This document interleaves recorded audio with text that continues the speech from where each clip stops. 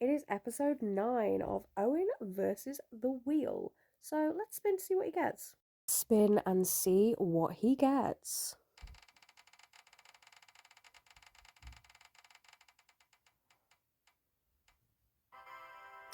A Little Princess.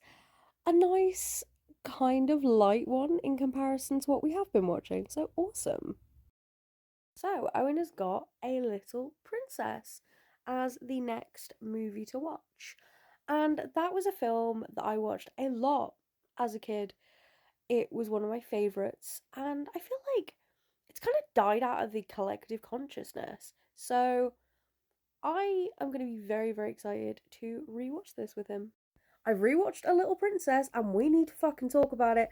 So I loved this movie as a child. Loved it so much. So much so that I like wore out the VHS that we had. This and like quite a few other films like Nightmare Before Christmas, Lost Boys. Like there was a few VHSs that I like wore the fuck down, and this was one of them.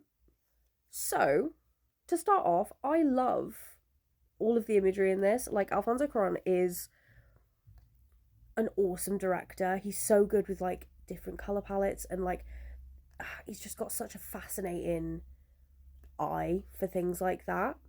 Because yeah, this was directed by Alfonso Cuarón, who's just incredible. So, did Sarah's dad invent the whole like Toy Story thing? Because he's like, oh, well, you know, the toys they move around when we're not there, and then they snap back to exactly where they were. So yeah, did he invent that and like the whole Andy's coming thing? Do we think? Also weird seeing Liam Cunningham this young after watching Game of Thrones. Like, because I've not watched this film, like, I've not rewatched it in years. But I'm so glad that I did. Because it was really cool.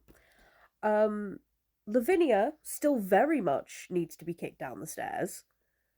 She just, or, I don't know, thrown out of a moving bus. I don't know. She's just a cunt. I know you're not supposed to say that about a child, but she is. She's just vile for the sake of being vile. The same with Miss Minchin. Like, Sarah loses absolutely everything, and she still remains kind.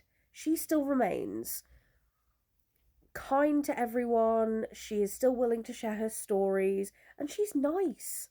She doesn't let, because she lost, obviously, she thought she lost her dad. She lost all of her belongings, including stuff that was, like, really sentimental to her, like her locket. She lost all of that. And she was still, you know, she still remained a nice person. And a lot can be learned from Sarah, I think. Also, how, after her dad gets amnesia from the war,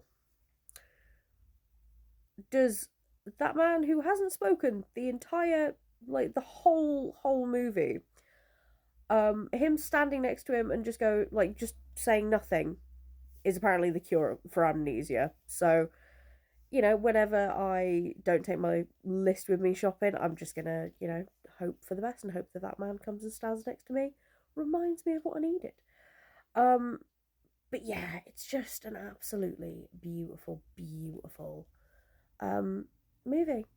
And what is it with Frances Hodgson Burnett, I think is the name of the author, who, like, what is it with her and sad but whimsical orphans? Because she also wrote Secret Garden.